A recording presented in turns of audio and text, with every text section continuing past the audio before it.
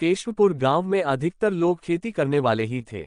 पूरे गांव में सिर्फ 2 ही कुएं थे जिनसे लोगों को पानी मिलता था।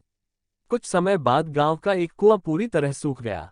अब पूरे गांव के लोग पानी की जरूरत के लिए एक ही कुएं पर निर्भर थे। दूसरे कुएं से पानी भरते भरते लोगों को लगा कि कुएं में कोई भूत रहता है। जब गांव के किसान कुएं से पानी भरते थे तो उन्हें अजीब सी आवाजें सुनाई देती थीं। खेती करने वाले पुरुषों की पत्नियां तो डर के मारे कुएं के आसपास भी नहीं आती थीं। धीरे धीरे पूरे गांव में बात फैल गई कि कुआं भूतिया है। अब रात के समय कोई भी कुएं के पास नहीं जाता था। इसी बीच गांव का एक बच्चा कहीं खो गया। काफी ढूंढने के बाद भी बच्चा जब नहीं मिला तो कुछ लोग कुएं के पास बच्चे को देखने के लिए गए। वहां पहुंचे लोगों ने बच्चे को कुएं के अंदर मरा हुआ पाया। अब एक तो कुएं का पानी खराब हो गया और दूसरा बच्चा कैसे मरा इसको लेकर गांव के सभी किसान परेशान हो गए थे।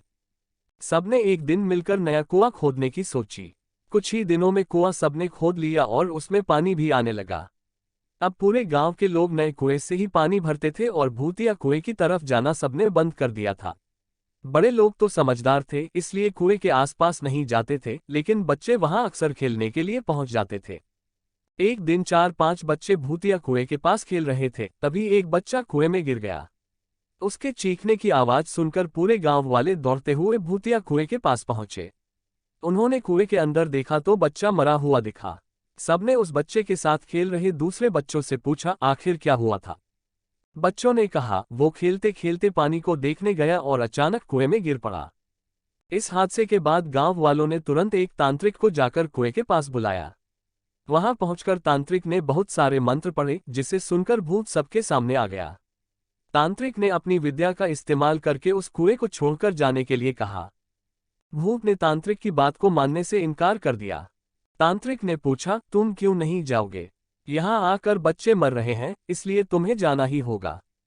भूत ने जवाब दिया इस कुएं में सालों से मेरा पूरा खानदान रहता आ रहा है, मैं यहां से बिल्कुल नहीं जाऊंगा। इतना कहकर भूत कुएं के अंदर चला गया। अब तांत्रिक ने गांव के लोगों से कहा इस कुएं के मुंह को ढक दो, ऐसा करने से किसी तरह के हादसे नहीं होंगे। ये सुनते ही गांव के मुखिया ने तुरंत काम शुरू करवा दिया। दूसरे दिन कुएं के मुंह पर जाली डालकर पूरी तरह से रेत और सीमेंट से पक्का ढक्कन बना दिया गया और उसे ढक दिया गया।